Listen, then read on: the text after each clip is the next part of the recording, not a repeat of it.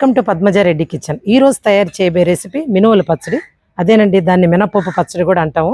ఇదేం లేదు, ఇన్స్టెంట్గా అప్పటికప్పటికి మనకి ఇంట్లో కూరలు లేవనుకోండి, మనం తయారు చేసుకుంటే ఇప్పుడు అన్నంలోకి, వేడివేడి అన్నంలోకి కొంచెం నెయ్యి వేసుకొని పచ్చడి వేసుకొని తిన్నా చాలా బాగుంటుంది.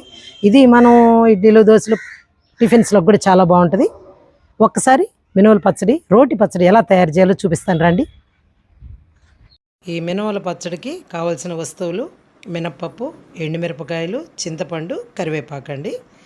ఈ నాలుగిటితో మనం మినప్పప్పు పచ్చడి తయారు చేసుకోవచ్చు. ముందుగా మనం బండలు పెట్టుకొని కొంచెం ఒక స్పూన్ ఆయిల్ వేసుకుంటే అందులో ఎండుమిరపకాయలని వేయించుకోవాలా.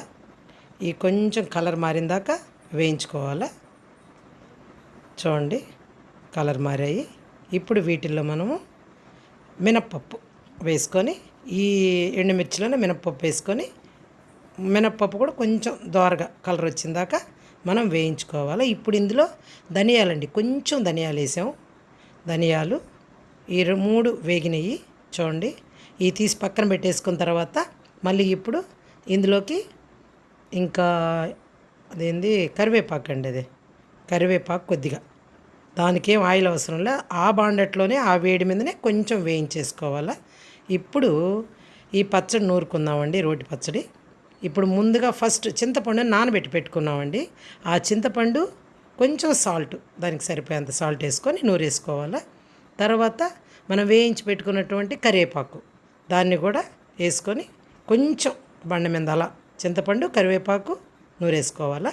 నూరుకున్న తర్వాత ఇప్పుడు ఎండుమిరపకాయలు విడివిడిగా వేసుకోవాలండి. ఇట్ట చేసుకుంటేనే మనకి ఈ మినపల పచ్చడి బాగా టేస్ట్గా ఉంటుంది.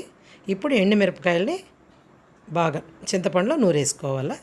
నూరేసుకున్నాం కదండి, ఇది బాగా కొంచెం మెత్తగా వచ్చిన తర్వాత ఇప్పుడు ఇందులో మినప్పప్పు వేయించుకు పెట్టుకున్నాం కదా, మినప్పప్పు కొంచెం ధనియాలు వేసుకున్నాం, దాంతో అది కూడా నూరుకోవాలి. ఇది బాగా ఇన్స్టెంట్గా నూరుకునే పచ్చడి అండి ఇది.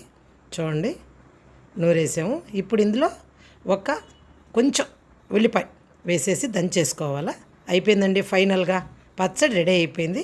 మీరు కూడా ఒకసారి